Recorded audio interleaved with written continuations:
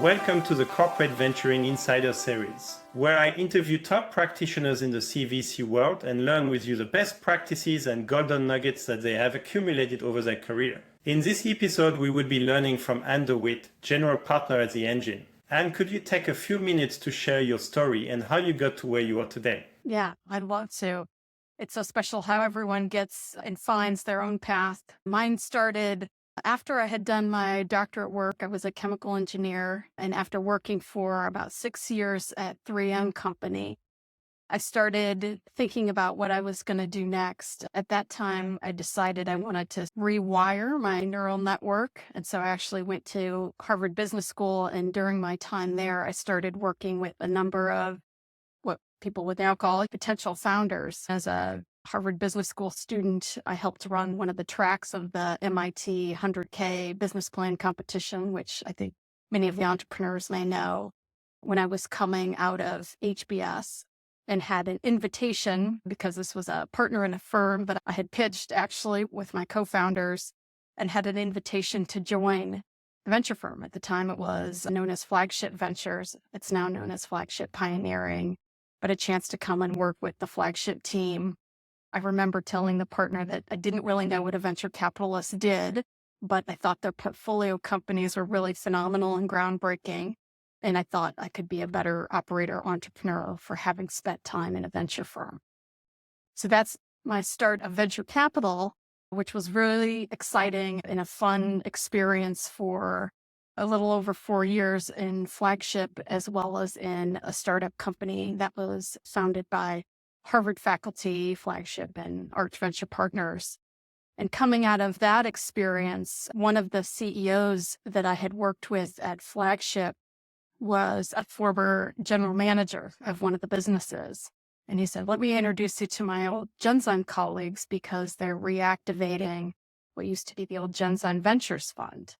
And I thought that could be interesting. And when someone of that caliber offers to make an introduction as a younger person, you take them up on the opportunity. So I did that and ended up meeting Bernard Davichin, who was an entrepreneur.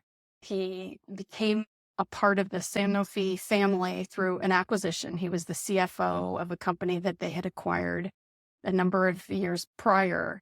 And Bernard was, in fact, restarting the Genzyme Venture Group as Sanofi Genzyme Ventures, and with a different mandate than just Genzyme Ventures had at the time, an expanded mandate with a slightly different capital structure in the context of the CVC. So that was my entry. I loved the Genzyme team. I really liked Bernard, and I thought this was something exciting to try to restart a firm inside of a corporate, trying to use equity in that case as really very strategic, but also wanting to make sure that the investments didn't lose money. I don't want to say double bottom line, but that approach that was being taken in the biotech industry at that time, the CVC landscape was really evolving and developing quickly. So that was my entry into corporate venture. I spent a number of years there, both specifically in the venture team, but also in we'll call it the sister organization of business development, because both of those at Sanofi were under the same umbrella and were used in different ways to build relationships in the product pipeline for Sanofi. I, of course, have since left corporate venture capital. I've really loved my time inside of corporate venture, but I met my two partners that are now at The Engine, where I am today.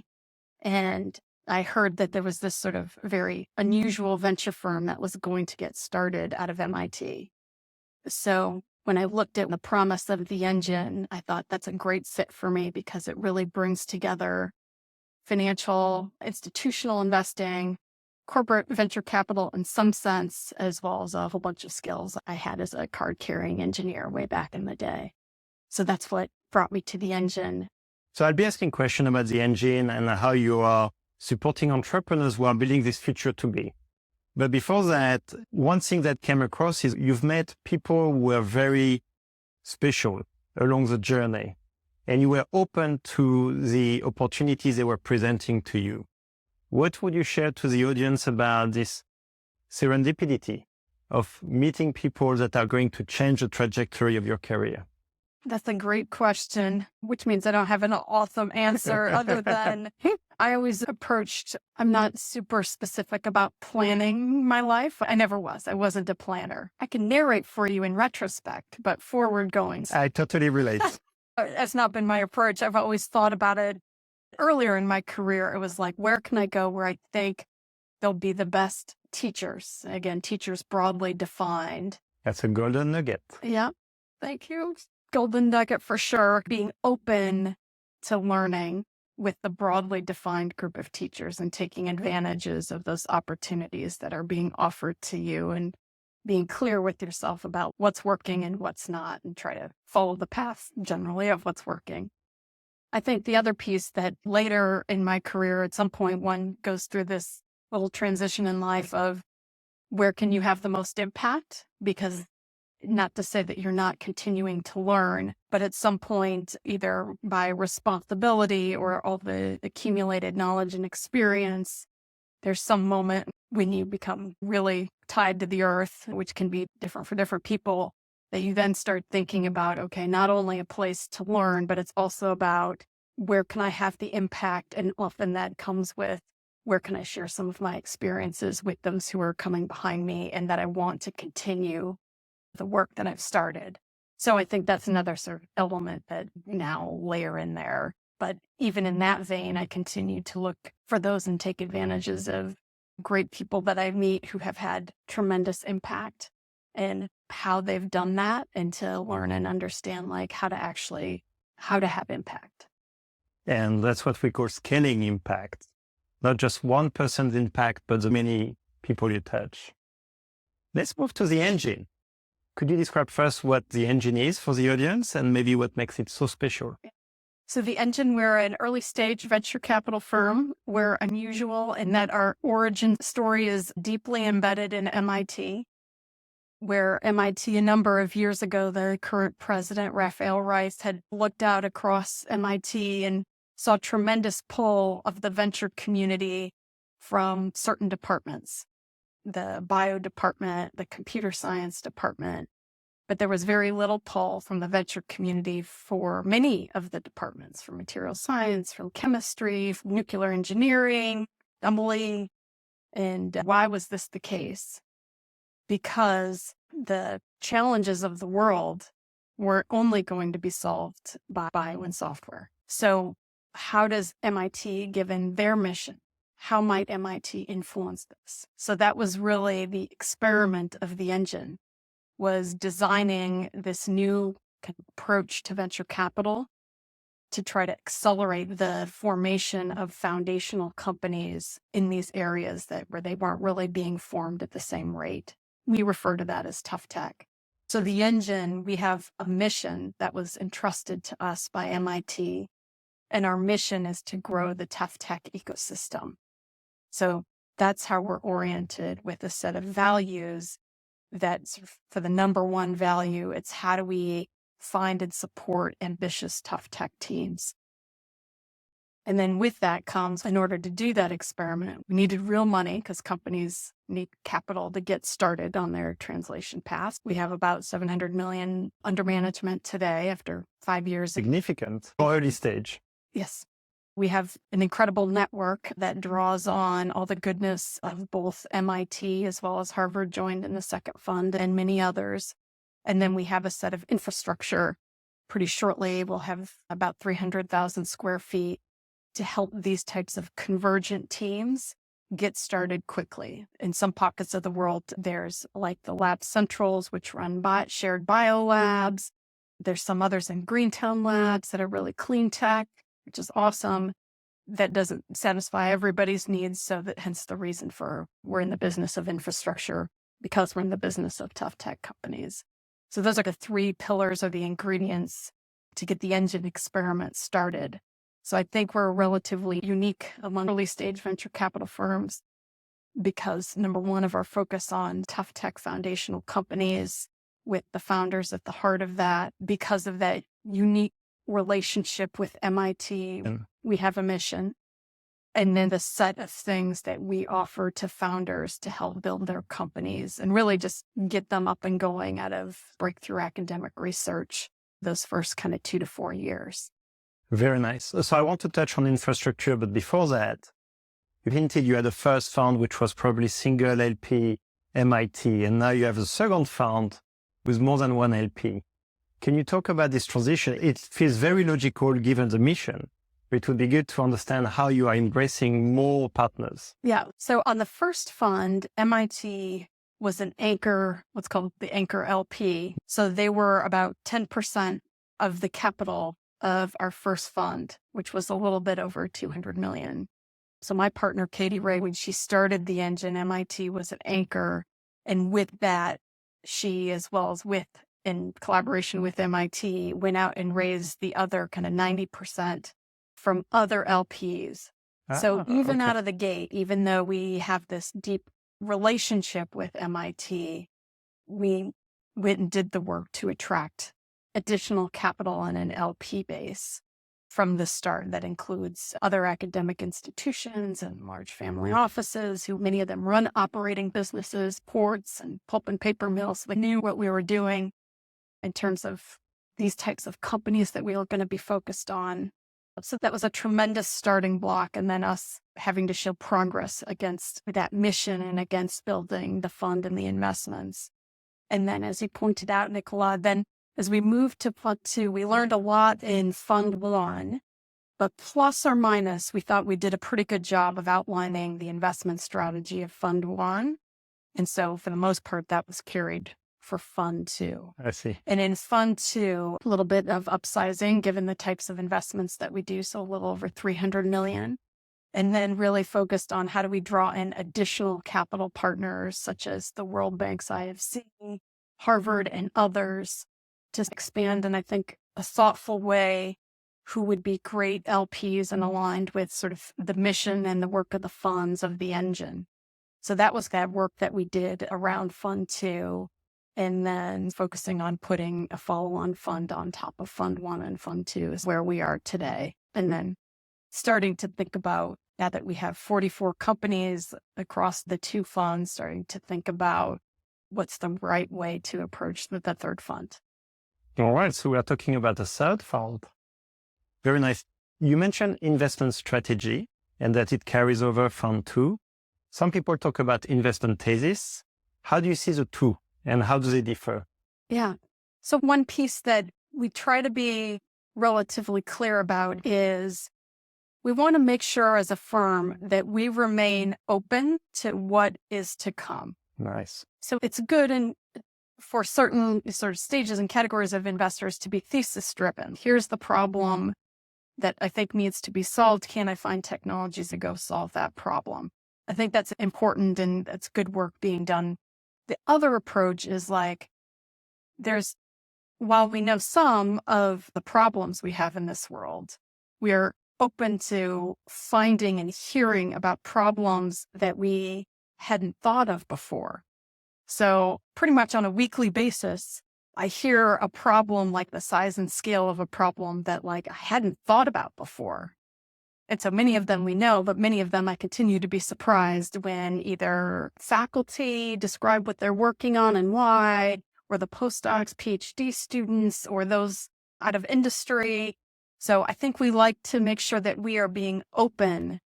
And so not everything would we have a thesis about or only work in the vein of here's the problem.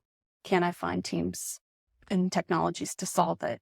But being open to hearing about problems that we hadn't really realized and solutions that founders and teams may be bringing forward against that problem. So that's how we think about it. We like to remain open on that, especially with the breakthrough sort of technologies that are happening inside of academia and matching those with, again, a set of problems that we as individuals may not have full visibility or thought about. So that's how I think about it. I think one thing that for us will be consistent is that concept of breakthrough academic research and as the basis for what could be a foundational company for a new industry or a foundational company that would change an existing industry. And are we looking at a founding team that we believe, if not already, has the potential to be the long-term leaders of those companies. Okay. So that's the other kind of key piece that we think of and that we're looking for when we're assessing investment opportunities. We think that the founders who have that leadership potential are the ones who will build the biggest companies, because in some ways they are also like mission driven to build that company and to see the outcome as the reason why they founded the company. And they have a vision of the future to be that they're passionate to create. You talk about being open, and clearly we're an ecosystem. How do you see working with corporate VCs and even financial VCs? Clearly you have the experience from the inside for both, but how do you see that helping the mission, maybe even accelerating the mission? Yeah. So I think that corporate partners, from my point of view, are critical to almost every foundational company to be built. In part because we were talking about just the scaling piece alone, which is an easy one to point to, but I think we could come up with examples along the development chain.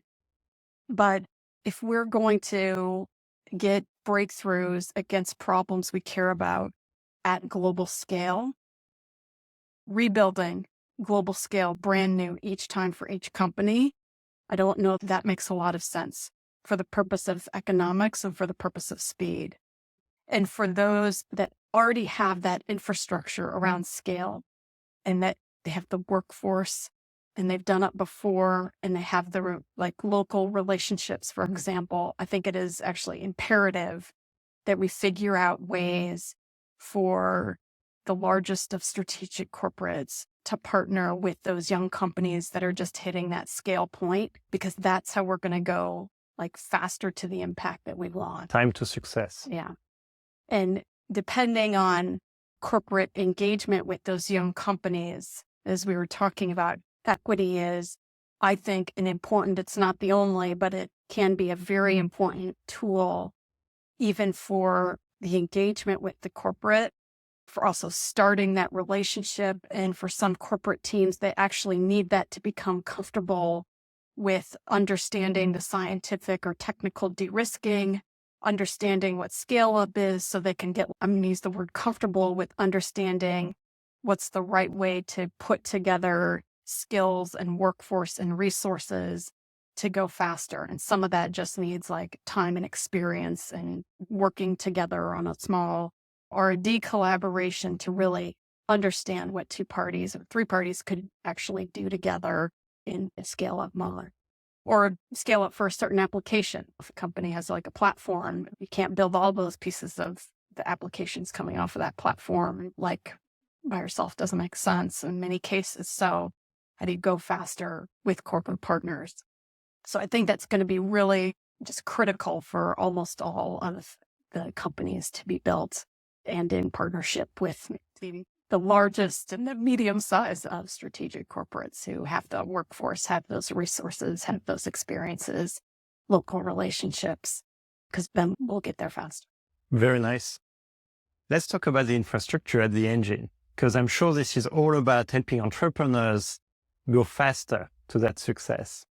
But tough tech is always extremely precise. So how do you create an infrastructure that can help many versus just 1 or 2 at a time? Yeah. So we try to think about it like Lab Central in the bio world. So how do we offer a set of basics of laboratory that's hard to find even at the university, where there's a chem lab, a bio lab, a machine shop, an optics room, a maker space, all within the same space. So if a team's workflow involves those things, which many of our teams do because they're convergent in the earliest days when they're still trying to figure out what is it that they're making, that space is all available in a shared way. So it's not as if a company has to build for themselves my own machine shop, my own chem lab. Which are very expensive. Very expensive, and I would argue a terrible use of an equity dollar. Yes. So how do we do that in an environment where it's shared laboratory space, so they can each use a part of that to figure out at the time when they've raised enough capital and know enough about their workflow, actually know what of that they need. And then what we try to do, in addition to just the sort of shared labs and offices, how do we create access in a very easy way to An easy example would be highly specialized equipment, like scanning for microscope. Most companies aren't going to be able to afford that either on an equity dollar, but they may need it for characterization of their material. So how do we create awareness of where those resources are and the ability to get access that we're easing the path? So we've put in place a number of master services agreements with university systems, for example, such that teams can put work orders under those. But finding and understanding who to talk to about access and getting the training isn't going to take 4 months to figure out, because we've already done the work to map that out. Yep. And then teams can get their work orders, get trained, and can get to doing the experiment rather than trying to identify how they're going to get it done. So that's how we think about the infrastructure piece and how to ease the path, is basic set of just laboratory space with the permits, et cetera, so they can do the work. And then when there's specialization or specialized equipment, how can we create that sort of network of resources so they can discover it and get access to it in a very streamlined way? So this infrastructure is a major part of your investment. You're creating a superpower that then you share with your portfolio companies. Is there potentially a bias when you decide to invest in the next startup where you're thinking, wait, this one is not going to leverage our infrastructure, versus one where you're like, wow, this is perfect. They can leverage all our infrastructure? Interesting. It actually never even occurred to me to make an investment decision on that realm. We think about the investment opportunities are exactly that. So the way we think about the infrastructure is it's not a requirement for any company. It's if it makes sense for them, we have it available. But even our team that runs the space, their job is not around the space.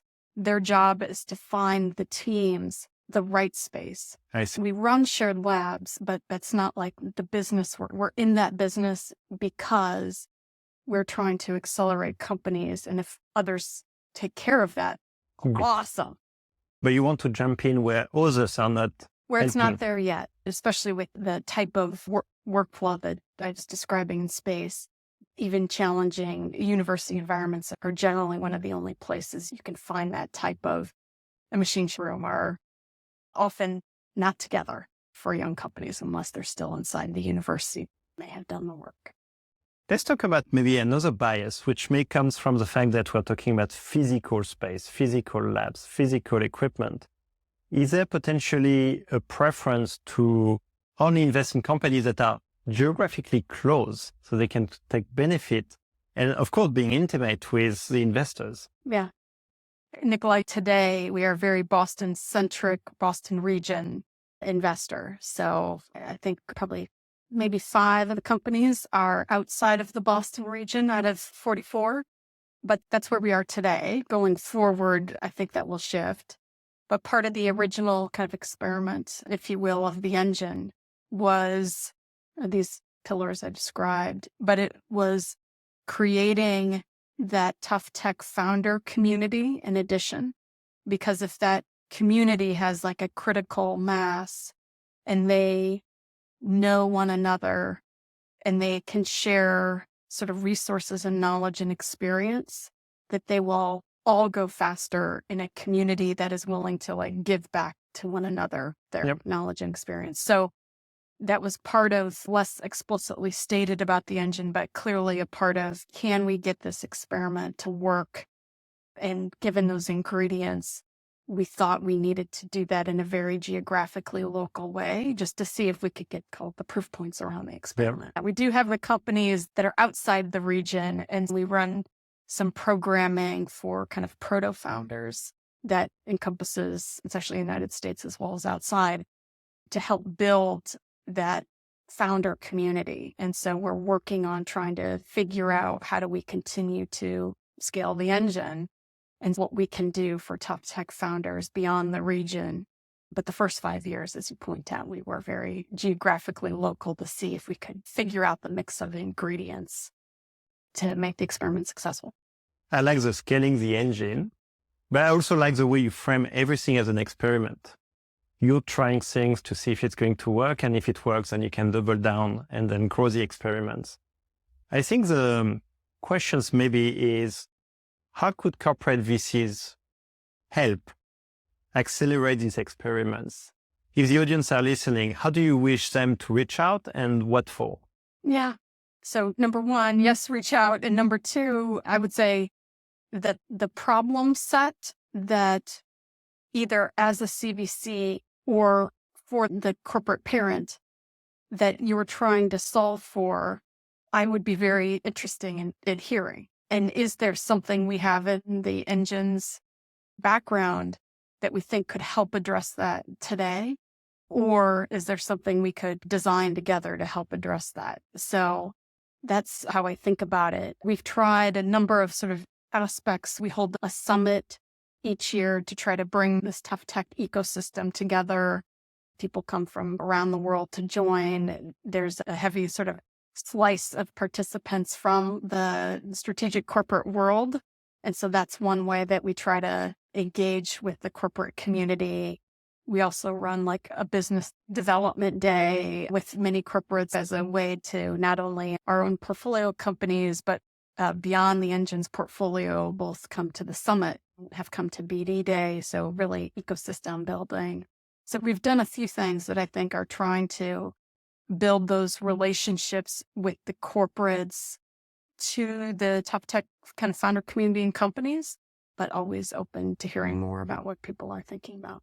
Very nice. Thank you, Ann. Your passion is obvious. Your excitement is obvious. And I can only wish that you make more experiments that will really contribute to society.